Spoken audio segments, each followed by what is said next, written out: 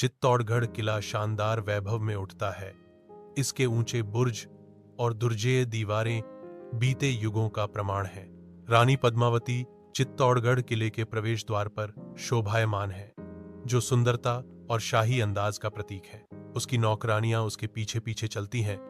उनकी आंखों में वही प्रशंसा और विस्मय झलकता है। चित्तौड़ के पत्थर भी रानी पद्मावती के सम्मान में झुकते हुए प्रतीत होते हैं, जो किंवदंतियों में एक रानी है। भव्य चित्तौड़गढ़ किले के अंदर राजा रतन सिंह शाही गंभीरता के माहौल में दरबार आयोजित करते हैं। रानी पद्मावती की उपस्थिति से हवा शांत हो जाती है।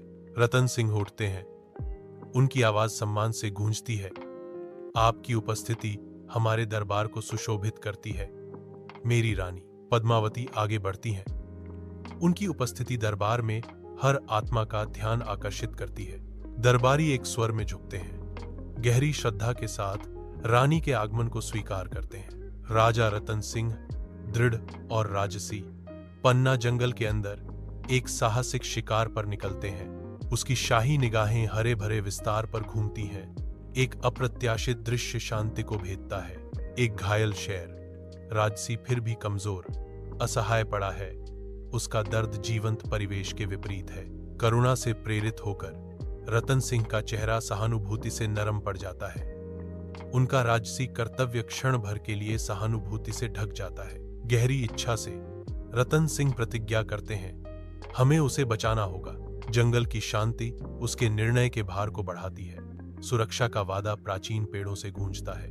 दिल्ली सल्तनत के हृदय में अलाउद्दीन खिलजी सिंहासन पर बैठे हैं। उनकी उपस्थिति शानदार दरबार को नियंत्रित करती है। मेहराबदार खिड़कियों से धूप की किरणें आती हैं, जिससे जटिल नक्काशी और समृद्ध कपड़ों पर सुनहरा प्रकाश पड़ता है। एक शांत श्रद्धा हवा में व्याप्त है, क्योंकि फुसफुसाहट इकट्ठे दरबारियों के बीच नृत्य करती है, जो रहस्यों और साजिशों का संकेत देती है। रानी पद्मावती की बेमिसाल सुंदरता की खबर अलाउद्दीन के कानों तक पहुंचती है, जिससे उसे पाने की तीव्र इच्छा जागृत होती है। अलाउद्दीन की आंखों में जुनून की एक झलक चमकती है। एक खतरनाक इच्छा का बीज जड़ पकड़ रहा है। अलाउद्दीन खिलजी की सेना चित्तौड़गढ़ किले पर उतरती है, जो इस्पात और महत्वाकांक्षा का एक अथक ज्वार है। अजेय दीवारों के ऊपर से किले के बहादुर रक्षक हमले का सामना करने के लिए तैयार अड्डे हुए खड़े हैं। जैसे ही दो सेनाएं अपरिहार्य संघर्ष के लिए तैयार होती हैं, हवा तनाव से भर जाती है। रक्षक दृढ़ता से खड़े हैं, जो बढ़ते अंधेरे के खिलाफ एक गढ़ है। घेराबंदी शुरू होती है। निर्दयी धूप के नीचे मृत्यु और वीरता का क्रूर नृत्य। चित्तौड़गढ़ किले के युद्ध कक्ष में राजा रतन सिंह और उनके जनरल रणनीति बनाते हैं। उनके भाव आसन्न युद्ध के भार को दर्शाते हैं। गुस्से से भरा माहौल है। युद्ध की योजनाएं मेहराबदार खिड़कियों से छनकर आ रही हल्की रोशनी से जगमगा रही हैं। रानी पद्मावती पास खड़ी हैं। उनकी उपस्थिति सम्मान और बुद्धिमत्ता का आदेश देती है। राजा रतन सिंह अपने जनरल के साथ गहन चर्चा में नक्शे पर एक बिंदु की ओर इशारा करते हैं। उनकी भौहें विचार में झुकी हुई हैं। रानी पद्मावती अपनी अंतर्दृष्टि प्रदान करती हैं। उनके शब्द रणनीतिक महत्व का भार वहन करते हैं। निर्दयी धूप के नीचे चित्तौड़गढ़ किले का युद्ध क्षेत्र नरसंहार का एक कैनवास बन जाता है, जहां इस्पात का टकराव गिरे हुए योद्धाओं की मृत्यु के अंतिम क्षणों की गूंज करता है। अराजकता के बीच हथियार हताश प्रार्थनाओं की तरह चमकते हैं और पृथ्वी लाल बलिदान को गहराई से पीती है। प्रत्येक गिरे हुए योद्धा वीरता और निराशा के प्रकट महाकाव्य में एक दुखद छंद को चिह्नित करता है। सूरज लगातार तपता है, लंबी छायाएं डालता है, जो युद्ध की धूल और धुएं के साथ नाचती हैं। जीवन और मृत्यु के इस क्रूर बेले में चित्तौड़ का भाग्य नाजुक संतुलन में झूल रहा है। चित्तौड़गढ़ किले की प्राचीन दीवारों के भीतर रानी पद्मावती के कक्ष में परछाइयां नाचती हैं, जो उनके दिल में चल रहे उथल पुथल को दर्शाती हैं। रानी पद्मावती चिंता से ग्रस्त हैं, क्योंकि वह टहलती हैं। उनके हर कदम किले की भेद्यता को दर्शाते हैं। उसके हाथ कसकर बंधे हुए हैं, जो बढ़ते अंधेरे के खिलाफ एक मौन विनती है। आंखें स्वर्ग की ओर मुड़ी रानी पद्मावती दिव्य हस्तक्षेप की तलाश में है। हे प्रभु, हमें शक्ति प्रदान करें और हमारे किले की रक्षा करें। टिमटिमाती मोमबत्ती की रोशनी उसके दिल में डगमगाती उम्मीद को दर्शाती है।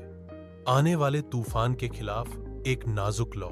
रात की शांति में उसकी फुसफुसाती प्रार्थना ऊपर उठती है, जो एक राज्य के भाग्य का भार वहन करती है। चित्तौड़गढ़ किले का विशाल युद्ध क्षेत्र अराजकता में डूब गया है, क्योंकि लड़ाई तेज हो गई है। चित्तौड़ की बहादुर सेना डगमगाने लगती है।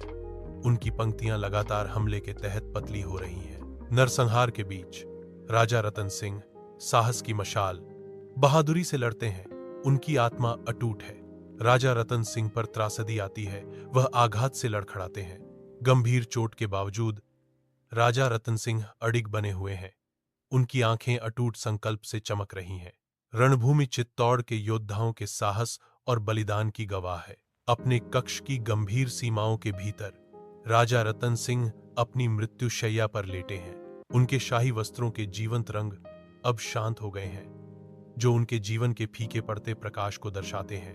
उनकी आंखें कमजोर होने के बावजूद एक हताश गुहार के साथ जलती हैं। एक अंतिम इच्छा उनके दिल पर भारी पड़ रही है। अपनी आखिरी सांसों के साथ रतन सिंह विनती करते हैं, किले और हमारे लोगों की रक्षा करें। पद्मावती, मुझसे वादा करो। उसके राज्य और उसके लोगों का भार एक फुसफुसाए वादे पर टिका है। उसकी गुहार हवा में भारी है। शांत कक्ष में एक निराशाजनक प्रतिध्वनि।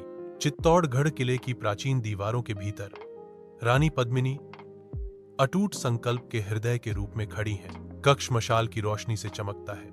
हर लौ बढ़ती अंधेरे के खिलाफ एक विद्रोही चिंगारी है। चमकती रोशनी से प्रकाशित चेहरे चित्तौड़ की महिलाएं एकत्रित होती हैं। उनके भाव दुहक और दृढ़ संकल्प दोनों को दर्शाते हैं। आशंका हवा में भारी है। हर सांस उनके आसन्न बलिदान का प्रमाण है।